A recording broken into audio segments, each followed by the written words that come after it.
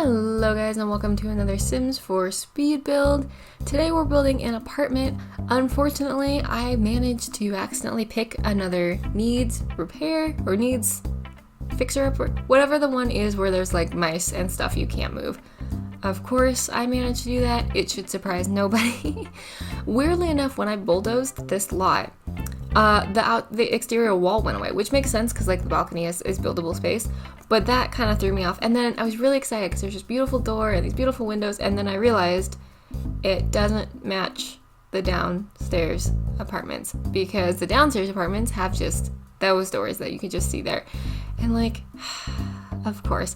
So I could have chosen to match better, and I did match it with this door, and I did want to do white windows, but every other window is tan. But anyways, I could have done like the big sweeping door, but I decided to try to kind of match the building because I don't know if it bothers anyone else, but sometimes it bothers me when it like really sticks out and doesn't make sense. But I've been kind of on an apartment kick late, which I don't think has really shown on the channel too much. But I've really been enjoying not having to do exteriors for a little bit. I think because I did a couple of really big builds with pretty big exteriors. I tried to stick with... I wanted this apartment to feel small. I did not want it to feel super big. I wanted it to feel tiny, and I wanted it to be like borderline Parisian inspired.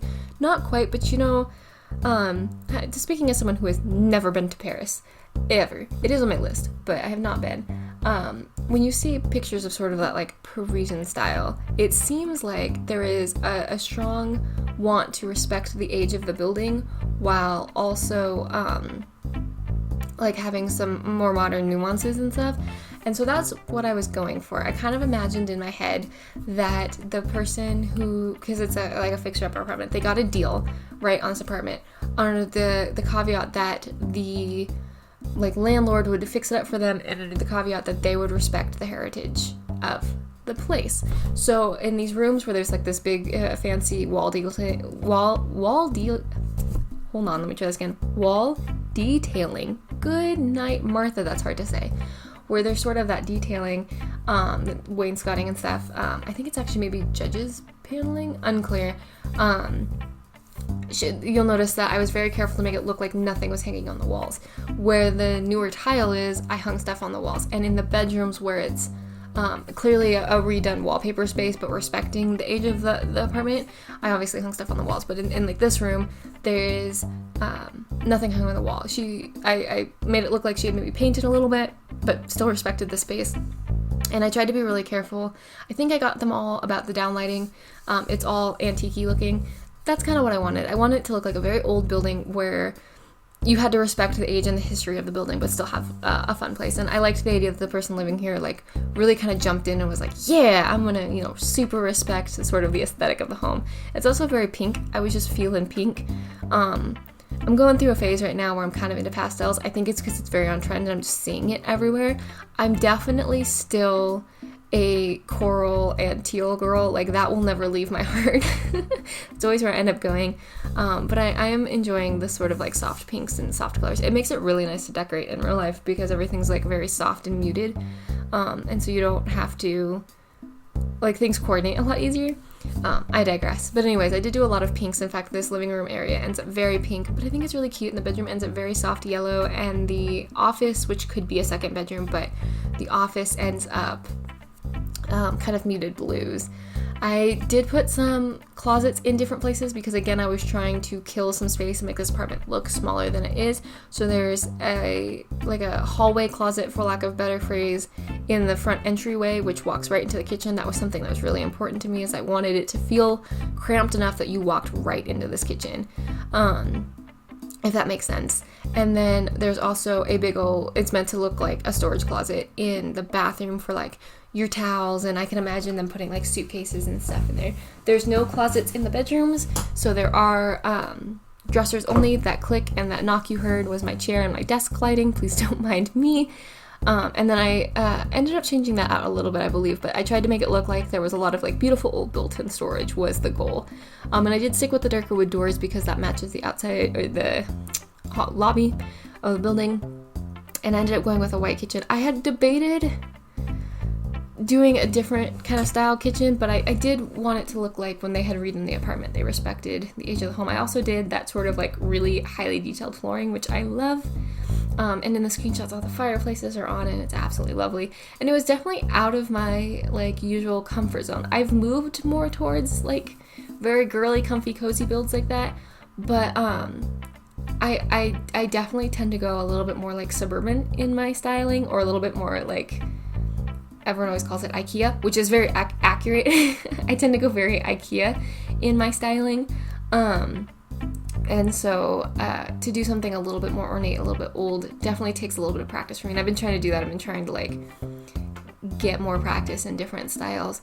So I picked this tile, side note, for a reason. One, it did look older, like it has a little bit of a feel. It's not quite the same era of maybe the rest of the apartment. There is a disconnect, but I decided not to keep the paneling behind, because I imagined when they pulled out and redid the kitchen, what would have probably happened is there would have been too much damage to the walls to be able to fix them. They would have had to either try to mimic it, which would have been in real life incredibly expensive for an apartment of this size, or they would have needed to find a way to cover it up. So I imagined they did tiling. I also have, I believe, that same tile or a similar tile in the bathroom, and I did do an older style bathroom because I imagined, again, I'm kind of imagining there's some sort of like historic society, which I think there is an apartment where that happens, but where it's like you have to respect the age of the building. I did try to hide the mouse holes. It didn't all happen.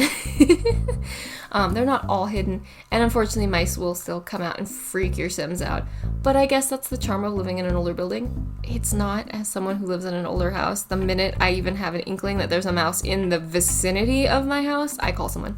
But I did hide the mouse holes and try to like hide all the built-in things as much as I could. So this room is kind of tiny, and I ended up making it in an office because I imagined like some sort of maybe like interior decorator or artist or somebody lives here. Isn't it always a painter in Paris? That's the stereotype. You always move to France to be a painter, so maybe a painter lives here.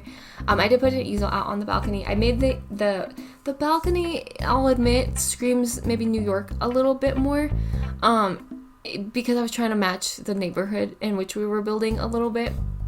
So it's a little less Parisian. I'm really proud of the balcony though, because it's got curtains, it's very cozy, and I was sitting there thinking, man, I could spend, like, I'm not really a city dweller. If you've been around the channel for a while, you are very aware that I was built for the country. I live on a 6-acre farm. I went to school in a city and I enjoyed it, but I definitely, I move at a slower pace than is appropriate for a city environment. But I digress. If I had to live in a city, I could definitely see myself making full use of whatever like fire escape, balcony space that I would have, because I am an outdoor human. I love being out of doors. The bedroom took a little while to get right. It took a little bit for me to figure out what I wanted out of it, and I actually walked away for just a little while and came back because the office came together pretty quickly, and the living space I didn't really have an idea for, but I just kind of kept poking at it, and it came together. Oh, this is where I decided I wanted a fireplace in all of the main living spaces. But I digress.